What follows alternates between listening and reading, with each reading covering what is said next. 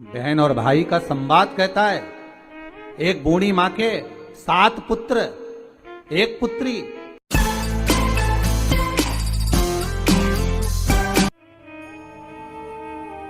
यमदूतिया की कथा कहती है, बहन और भाई का संवाद कहता है, एक बूढ़ी मां के 7 पुत्र, 1 पुत्री। और श्राप लगा था उस बूढ़ी मां के यहां कि तेरे घर में जितने बेटे हैं, इनका जब विवाह होगा तो इनको सांप डसेगा, इसको मरना पड़ेगा। बहन बड़ी दुखी है। 6 भाइयों को सांप डस चुका है, 6 भाभियां विधवा हो चुकी थी, बेदब्य हो गई, केवल 1 भाई बचा।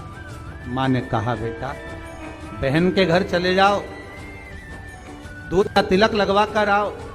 जाओ। भाई जाए, बहन को सूचना मिली कि मेरा भाई आ रहा है और 1 ही भाई बचा है अब तो। शादी होती है, सांप डस लेता है, क्या करूं। भाई का आदर करा, सत्कार करा, सम्मान करा।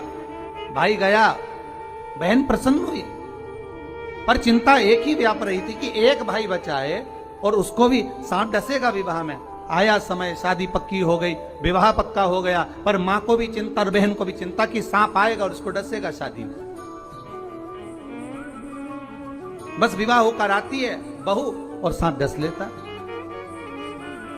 बहन के मन में जब भाव प्रकट हो गया तो विवाह का दोष मिटाया कैसे जाए, मन में आ गया, एक काम करती हूं, जहां मेरा भाई जाएगा, भाई का जहां पूजन होगा, उस जगह पर सबसे पहले पूजन बहन का होगा। बहन भाई का स्वरूप धारण कर कर चली, जहां भाई को खड़ा करते बहन वहां खड़ी हो जाती। बारात चलते चलते पीपल के पेड़ के नीचे रुकी तो भाई से कह दिया, धूप में खड़े हो जा, मैं बैठूंगी इस पीपल के पेड़ के नीचे। लोगों ने कहा, कहां धूप में दूल्हे राजा को खड़ा कर रही हो? नहीं नहीं नहीं, ये धूप में खड़ा होगा, छांव में मैं बैठूंगी। फेरे में भाई बैठा तो बहन कहती है, पहले फेरे में मैं लूंगी, पहले फेरे में बैठूंगी। जितने कार्य होते गए बहन अग्रण्य रहती है। समय आया जब बहू घर में आ गई, सर्प डसने के लिए घर में प्रवेश कर गया। आज भाई को हटाकर बहन उस स्थान पर बैठ गई जहां पर सर्प डसने आ रहा। बहन को देखा, सर्प ने भी जान लिया कि आज अगर इस भाई को बचाने वाली है तो ये बहन है। भाई को बचाने वाली कोई दूसरी नहीं, यही बहन है।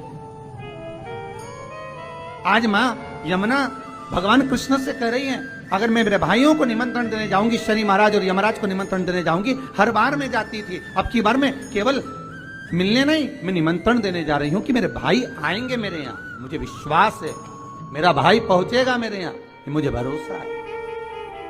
महाराज अगर विश्वास प्रबल है तो परमात्मा आता जरूर है। विश्वास प्रबल है, परमात्मा क्यों ना आएगा। आया।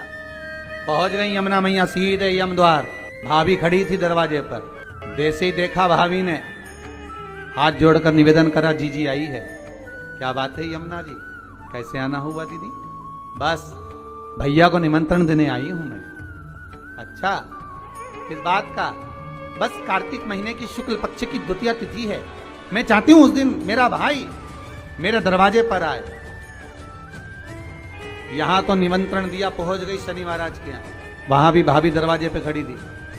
हवाई लगाई, भैया आए, क्या बात है? बहन यमुना क्या चाहती हो? यमुना जी कहती हैं, भैया आपको निमंत्रण देने आई हूं, आपको आना पड़ेगा मेरे। ठीक है। दोनों भाइयों ने, यमराज और शनि महाराज ने विचार कर लिया कि बहन के घर जाना है। सालों से बुलाती बुलाती थक गई थी यमुना मैया, पर नहीं आए। रोज निमंत्रण करती थी, नहीं आए। पर आज जो निमंत्रण दिया गया है, आज जो निमंत्रण करा गया है, वो निमंत्रण यमुना जी ने दोनों भाइयों को बुलाने के लिए किया गया। आइए। और आए शनि महाराज और यमराज स्वयं पधारे ब्रजरज में, ब्रज की भूमि पर, ब्रजमंडल में। जैसे ही भोजन करने के लिए बैठे, बहन ने तिलक करा। तिलक करा तो यमराज पुकार कर बोले, शनि महाराज और यमराज, जी जी बोल, तुझे क्या चाहिए? इतने में यमुना जी की आंख से अश्रु की धार बह रही। भाई की पूंजी, एक बहन की पूंजी ही प्रेम है, इसमें है। अश्रु की धार बह रही है। मांग बहन क्या चाहिए? यमुना जी कहती हैं बस भैया कृपा कर दे, दोनों भाई से एक ही वर मांगती हूं, जो यम द्वितीया के दिन इस यमुना जी के जल में स्नान करेगा वो सारे बंधनों से मुक्त हो जाएगा। यमराज कहते तू इतना सा मांगती है यमुना, मैं तुझे वर देता हूं।